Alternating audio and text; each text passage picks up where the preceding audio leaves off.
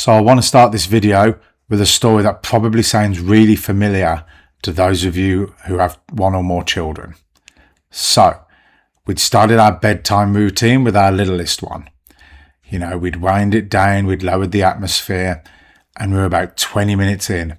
She just starts drifting off when the eldest bursts in the room going, "Hey everybody, da da da da," bang, wakes the little one right up, sets them both off into hyper. Does that sound familiar? If it does, you know, this video is for you. Today, I want to talk about why siblings wind each other up like that. Not in vague textbook ways, but in more of a real specific, this is, you know, what's happening developmentally that helps you understand it rather than just survive it.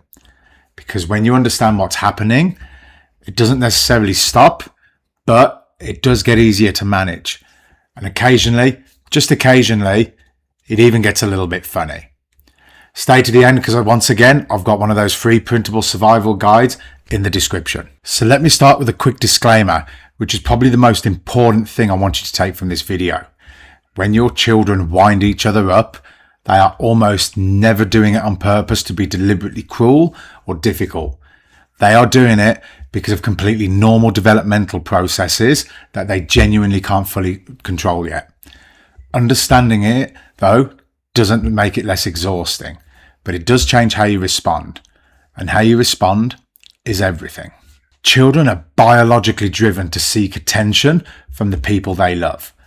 When a younger sibling gets attention for being cute, for needing help, for being upset, an older sibling's brain registers that as a threat to their resource, not consciously, instinctively. Winding up the younger sibling is one of the most relatable ways that an older child knows how to redirect parental attention back to themselves. It works every time, which is why they keep doing it. The solution isn't to punish the attention seeking. Is to make sure that the older child is getting genuine one-to-one attention regularly enough that they don't need to manufacture a crisis to get it. The part of the brain responsible for impulse control, the prefrontal cortex, isn't fully developed until around the mid-20s. In younger children and older children and teenagers, it is genuinely still developing. When your 10-year-old sees the opportunity to annoy their little sibling and doesn't take it, that requires genuine impulse control. Sometimes they have it, sometimes they don't. The times they don't, though, aren't moral failures. They're developmental realities. This doesn't mean that you don't address it. It means, though, that you do address it with developmental context in mind, rather than with the assumption that they're choosing to be difficult. Sibling relationships are where children do some of their most important work, though, around power, identity, and relationship dynamics. Who am I in relation to this person? What can I control? How do I assert myself? Winding up a sibling is partly about testing those dynamics. It's annoying for parents, but it's actually developmentally important work. The sibling relationship is a safe place to practice navigating conflict, power and connection in ways that would have real consequences in the outside world. Which is why the sibling who drives each other crazy at home are often the ones who fiercely defend each other outside of the home. They know exactly how to get under each other's skin because they know each other so well and completely. Two of the most reliable triggers for sibling conflict are boredom and dysregulation. A child who is tired, hungry, over or understimulated is significantly more likely to provoke a sibling than a child who is well rested, fed, and appropriately engaged. Before you address the conflict, ask yourself, what state is my child in? Tired, hungry, overstimulated after a big day? Understanding the state helps you address the root cause rather than just the symptom. Okay, so let me talk about specific scenarios that come up more consistently and actually what helps in each one. So first of all, I'll do bedtime disruption. This is the one I opened with, and it's genuinely one of the most common. The younger child is settling, and the older one disrupts it, intentionally or not. What helps? Stagger bedtimes properly so the younger child is fully asleep before the older one's bedtime routine begins. Give the older child something genuinely engaging to do during the younger one's time. An audiobook, reading, something that feels like a privilege rather than being excluded. And have a very clear family rule about noise levels during the younger child's settling times. Not punitive, just clear. When our littlest is going to sleep, we use quiet voices in the house. That's the family rule. Okay, so next up, we've got the car. Probably the most universally recognized sibling conflict zone. Confined space, no escape, usually tired children. A perfect storm. What helps? Designate spaces in the car. Always the same seats. Always the same arrangement. No negotiation. Audiobooks or music everyone agrees on rather than individual screens if possible. Journey broken into segments with a small acknowledged milestone at each one. And genuinely, lower your expectations for long car trips with multiple children. Some conflict is going to happen. Plan for it rather than just being derailed by it. So another scenario. When one child is unwell or going through something that requires more parental attention, the other child always escalates in some way. More demanding, more disruptive, more likely to wind up the sick sibling. This is pure attention seeking in the developmental senses that we discussed earlier. The solution is to find small moments of genuine one-to-one connection with the well child even when managing the unwell one. 5 minutes of undivided attention does more than an hour of distracted presence. One of the things parents tell me is often that they know they should respond calmly, but they don't really know what to say. So let me give you some specific language. For the older child, who's aged between about 6 to 12, something like, I can see that you're really wanting some attention right now.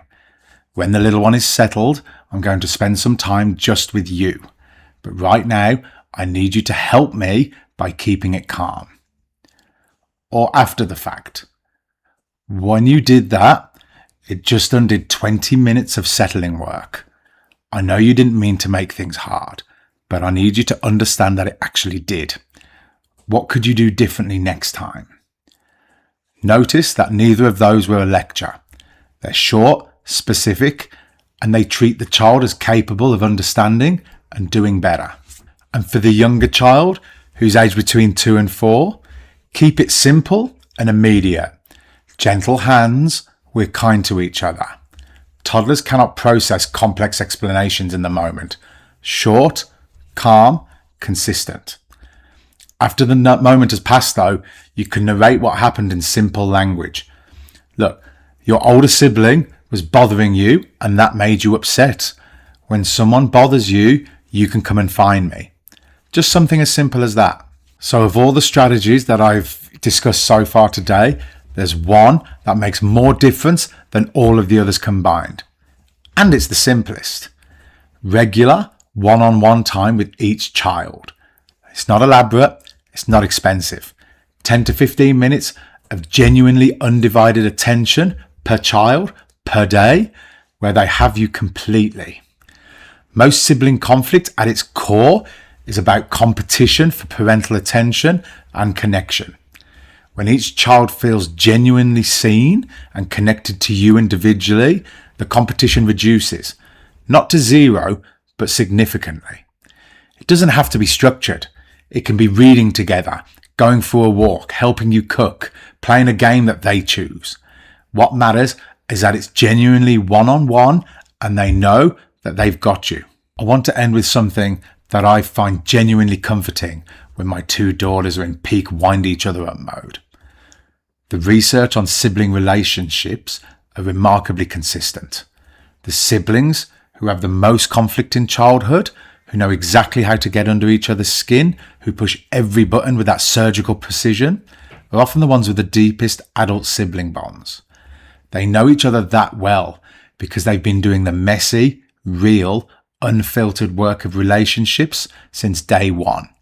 No performance, no pretending, just two people figuring out how to exist alongside each other.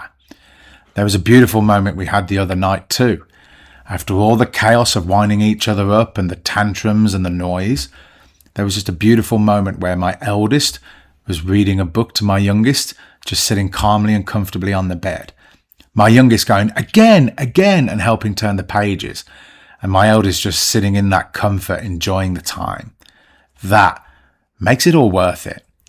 The chaos and the connection, though, are two sides of the same thing. The intensity of the conflict is proportional to the intensity of the love.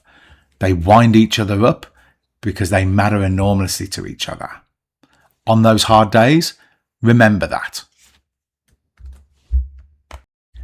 Siblings winding each other up is one of the most universal and most exhausting parts of parenting more than one child. But it's also one of the most developmentally normal.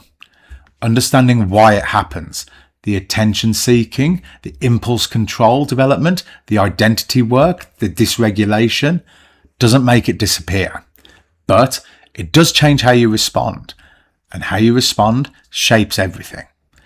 The free printable sibling survival guide is in the description below. The key strategies, the specific language, and the reminder about what this chaos is actually building towards. If you like this video today, please hit subscribe. I've got so much more coming for parents navigating the beautiful chaos of family life.